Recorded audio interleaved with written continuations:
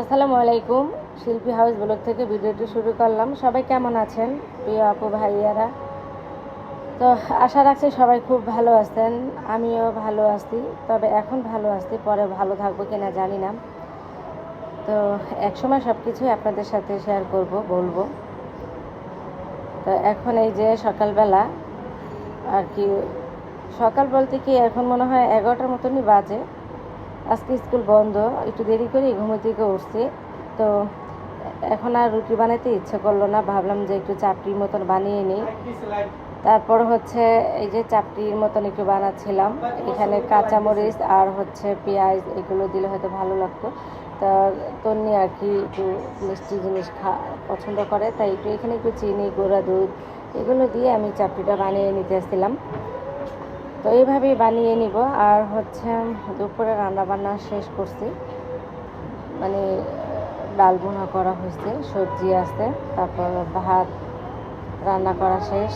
মানে দুপুরে রান্নাবান্না শেষ করেই তারপর এখন সবাই একটু ঘুম থেকে উঠতেছে 11টার দিকে। তো এদের জন্য একটু হালকা পাতলা কিছু নাস্তা বানিয়ে নিলাম। নাস্তাটা যেহেতু দুপুরে তো রান্নাবান্না করতেই হবে, রান্নাটা শেষ করে নিলাম। এখন চাপড়ি বা রুটি যেটাই হোক খেতে চাচ্ছে, তো আমি বানিয়ে দিতেছি। তো এই যে এইভাবে করে আর কি আমি বানিয়ে নিব।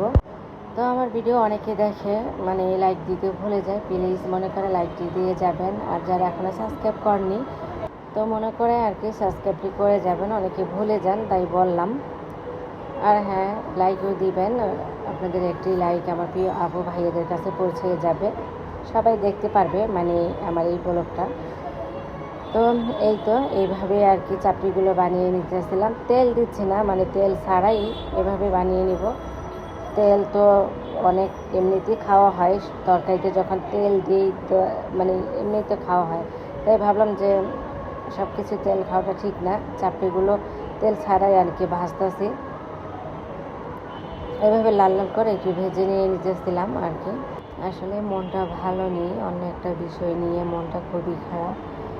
তো এক সময় আপনাদের সাথে মানে শেয়ার করব, বলবো। তো যদি বলার প্রয়োজন মনে করি তাহলে অবশ্যই আমি আপনাদেরকে জানাবো, বলবো। তো এখনও কিছু হয়নি ওরকম কিছু, দেখি কি হয় তারপর আর কি বলবো। মানে বলার মতন আর কি ওরকম কিছু হয়নি, তো দেখি কি হয় তারপর আর কি। তো এই তো এক এক করে চাপড়িগুলো এইভাবে বানিয়ে নিতেছিলাম আমি।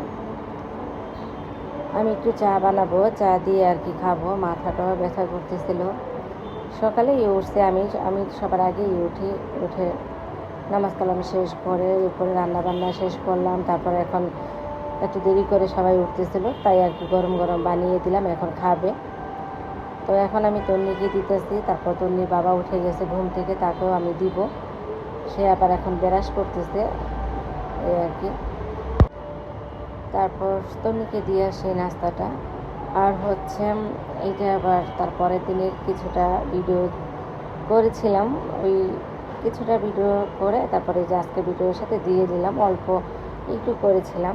তো গরু মাংস নিয়ে আসছিলাম, মাংসটা আলু দিয়ে আমি রান্না করে নিব।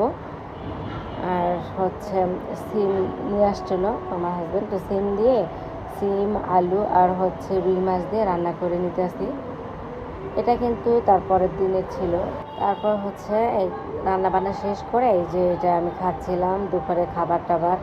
সোফাতে বসেই খাচ্ছি, কারণ ডাইনিং রুমে কেউ নাই, তো একা একা খেতে ভালো লাগে না। ডাইনিং রুমে সবাই টিভি দেখতেছে, আমিও খাচ্ছিলাম। তো এখন রাখবো, সব ভালো থাকবেন, আল্লাহ হাফিজ।